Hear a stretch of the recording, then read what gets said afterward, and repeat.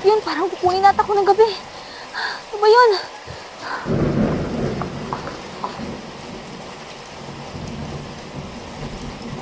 Isang magandang plano ang manmanan muna kung sino ang pinapagalaw ng Supremo.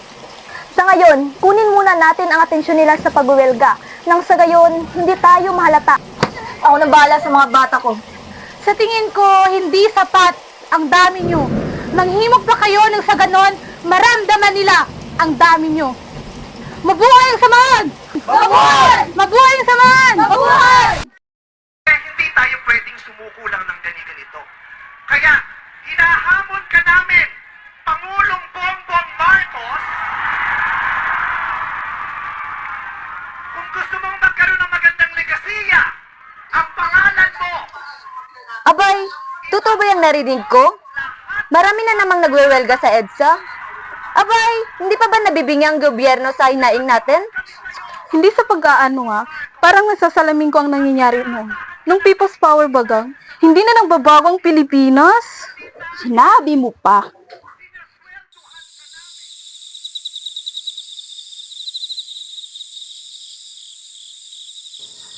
Oh, saan ka pupunta?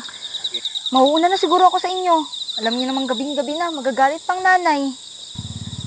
Abay, mag-ingat ka. Alam mo naman ang panahon ngayon. Ano ka ba? Sila atang mag-ingat sa akin. Gabi na talaga umuwi ka. Talaga ba? Magkikita na tayo.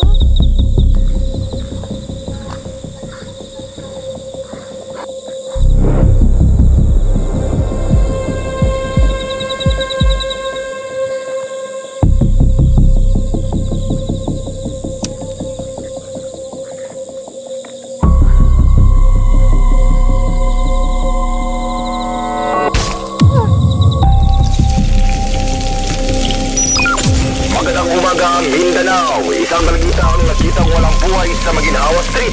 Kaninang umaga, kita sa isang CCTV footage ang aktong pagtatay sa dalagitang ito ay nagtamo ng 15 saksak sa katawan na siyang dahilan ng agaran nitong pagkamatay. Baris! Naririnig mo ba yung balita sa radyo? Huwag ka na magpagabi ha. Nasabi ko sa'yo. Ay, OA mo naman ma. Oo, sige. Huwag kang makinig kung gusto mo mabalita rin.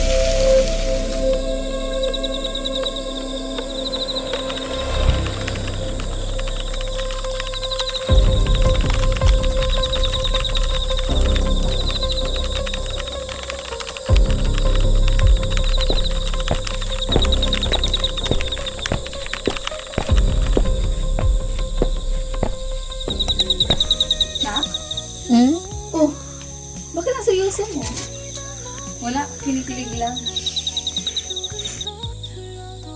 Ah, ganun ba? Diba kasi kanina? Talaga ba ma? Sige.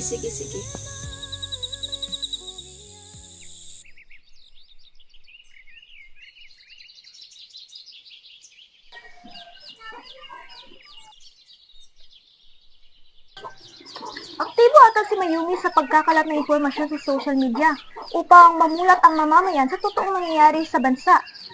Dumadaan din ba sa mga wall ninyo? Nabasa ko rin yun. Sobrang tapang ng mga salita niya na para bang wala itong takot sa kamatayan. Mapamulat lang ang bayan. Kung inyong mapapansin, wala si Mayumi ngayon sa ating pagpupulong dahil sa may mahalaga itong misyong tinatapos.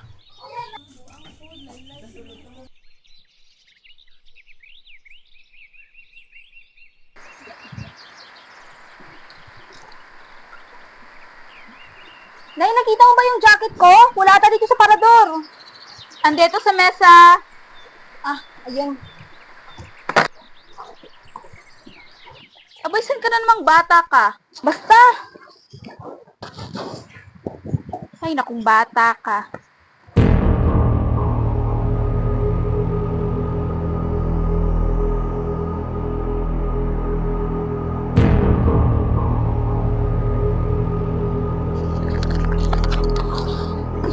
Buisit kang bata ka!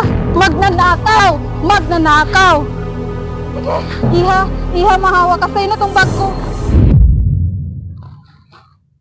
Ma?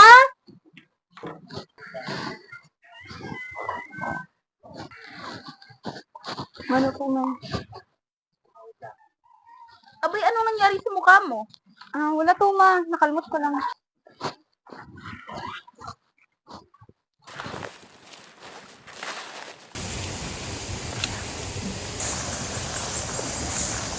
Nasaan ako? Ah! Tala! Ah! Ah! Saan mo ako dadalhin? Di ba matapang ka? Maawa ka sa akin! Wag! Hindi! Patayin na ako! Ano? Hindi ako patayin! Ano ba? Kumakot ka na! Hindi, magiging pa rin tulad ng dati? Natatakot ako! Papatayin nila ako! Hindi na ako mapapatay! Nandiyan na sila mo! Nanaginip lang! Pero parang nahihigop ako ng gabi sa takot, ma! Ayoko! Ayoko paulit mo na nangyari noon, ma! Ano ba tayo pa sa nakaraan dati? Wala pa akong dami ng takot ko! Ayoko na! Wala na ako! Tayo gagano para sa Pilipinas! Sipat na kami ang kalagayan! Nangangama ngayon! Boses natin ang ating gagamitin! Sipat na kamtan ang kapayapaan! Gamitin para sa Pilipinas! Gamitin mga taktalista!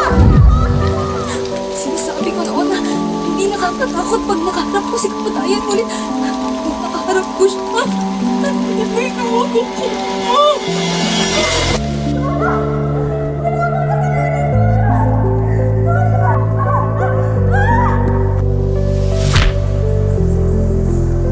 Nasaan ako? Maawa ka sa akin! Kaya pala akong inulitan ng daig sa nakaraan. Kung hindi ko na malaking boses pa sa katotohanan na nangyayari sa lipunan. Mas mabuti na parang walang alam. Parang mabuhay.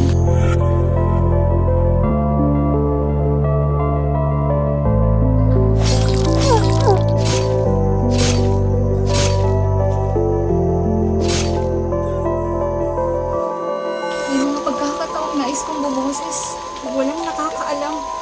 Maisigurado lang ang aking kaligtasan. Ngunit habang buhay na lang ba akong magtatago? Habang buhay na lang ba akong walang pakialam? Iha, mahawa ka sa'yo na tong bag ko.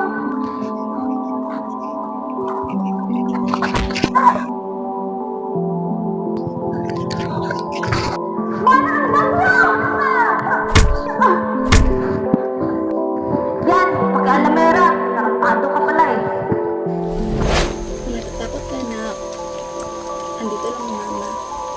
O siya, isasara ko muna yung pinto sa baba.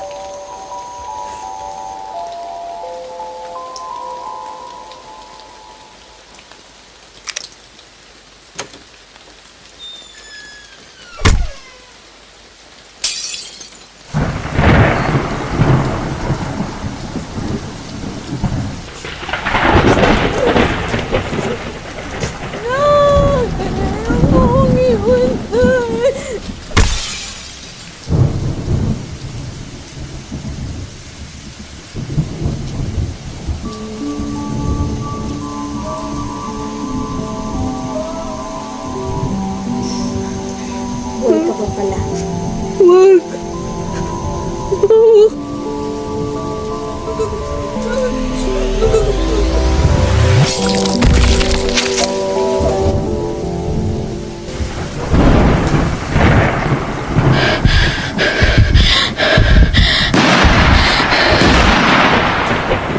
May pulis sa ilalim ng tulay. Binabaon sa lupa ang hustisyang pinatay habang walang nakakakita. Nabulok ng sistema, may bahid ng dugo ang ginintuan niyang tsapa. May pulis sa